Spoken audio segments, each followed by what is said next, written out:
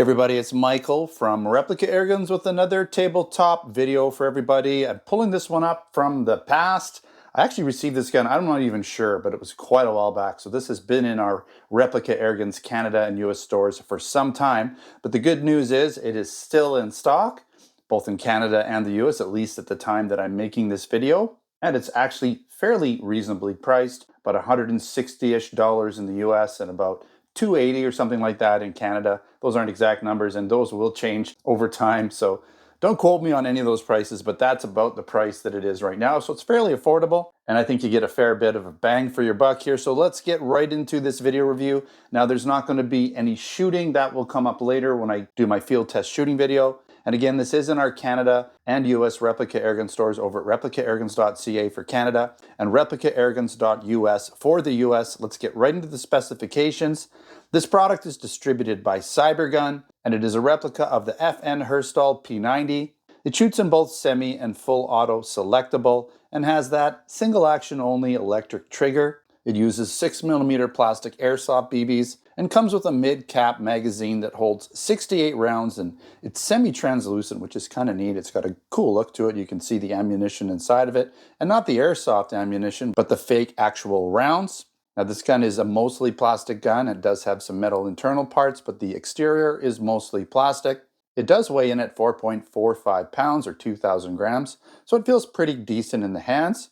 And the total length is 20 inches or 508 millimeters. The barrel length is about 10.25 inches or 260 millimeters, and it is non-rifled, of course, since it's an airsoft rifle.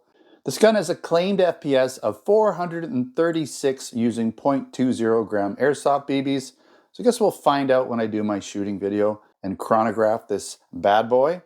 Now you do get an included cleaning / jam rod and a speed loader. It also comes with a 9.6 volt battery with a capacity of 1100 milliamp hours. And along with that, you do get the charger. It's just a basic charger, but it comes with it at least. So if you want to use other batteries and chargers, you can, as long as the size format works in this rifle.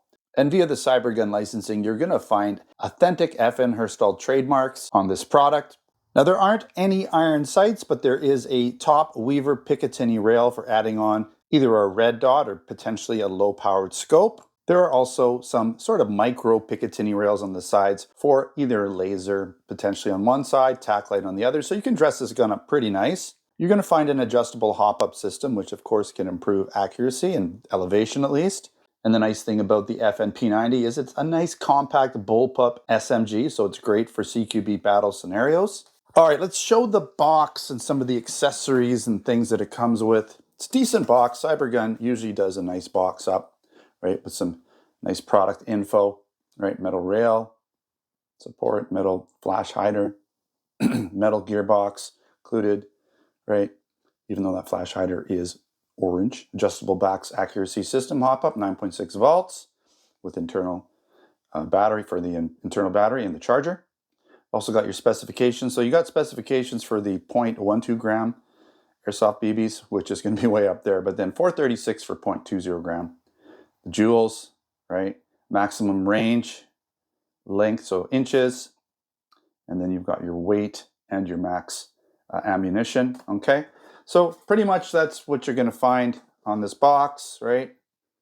Got everything there. Looks pretty good. In the box, you get this cleaning rod, okay? You also get your standard speed loader, pretty much generic, right? And find a lot, you probably have a lot of these on hand if you've got a few airsoft guns. Then you get the battery and the charger. So you'll see here, it's an 1100 milliamp hour, 9.6 volts, just a basic, wall wart type charger. It's suitable for this charging setup. All right, let's take a quick look around, show you some of these parts I'm talking about. So it doesn't come with this red dot. I put it on there, nice compact one. I thought it would look good on here since it's such a compact gun. Just a pop-up one, you pop it up, it turns on. You do have this charging handle here that really, as far as I can tell, doesn't do anything. Now it said that it had metal flash hider, but it doesn't. Okay, so that was a lie, probably because it has the orange tip. And I didn't see a replaceable orange tip in there, but you could, I'm assuming, unscrew this and pop it off and put whatever flash hider you want on there. That would improve the looks for sure. We're gonna pop this out right now because I want to show you this. This is a cool, really cool magazine. So you can see all the ammunition inside of there, right? Looks pretty authentic. And then of course you just use a speed loader, load up your 68 rounds. Even has a neat little angled round in there, and just loads up like you normally would load up this style of gun, right? You also have a rail here, again for either laser, tack light, potentially. I guess you could put whatever you want on there. I guess if you wanted to put some sort of pistol grip or some weird gripping, you could. You do have the selector switch here, which is really easy to get to, so safe. Right, so let me do this here. Safe, and then single and full. Right, so it works really nice. You also do have a hop-up adjustment right here. You just gotta pull this open with your finger, and you can get at the hop-up. Just turn it with your finger there. It's actually pretty easy to get to, even with my big stubby sausage fingers.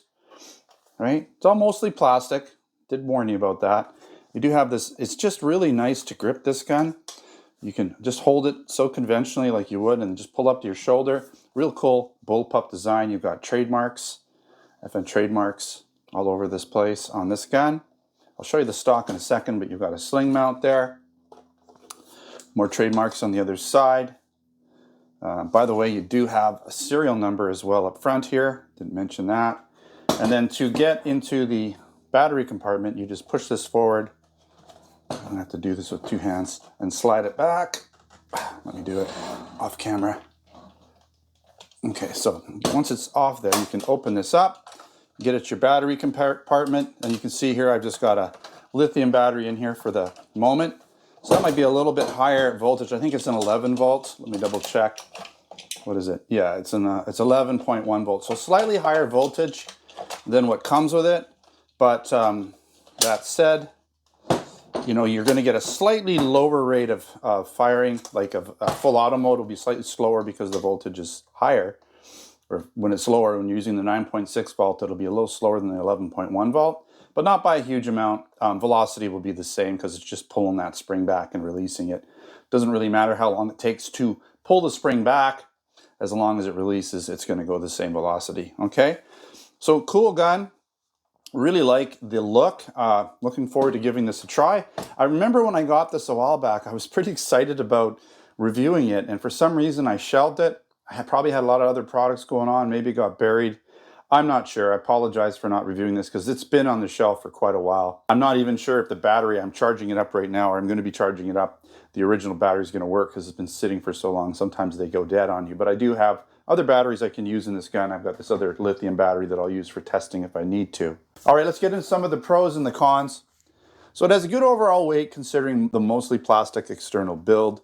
Now it's really easy to get and use the hop up. You just need your hands, no tools required. Don't have to open any dust covers or anything, just that little slider there and you're in there.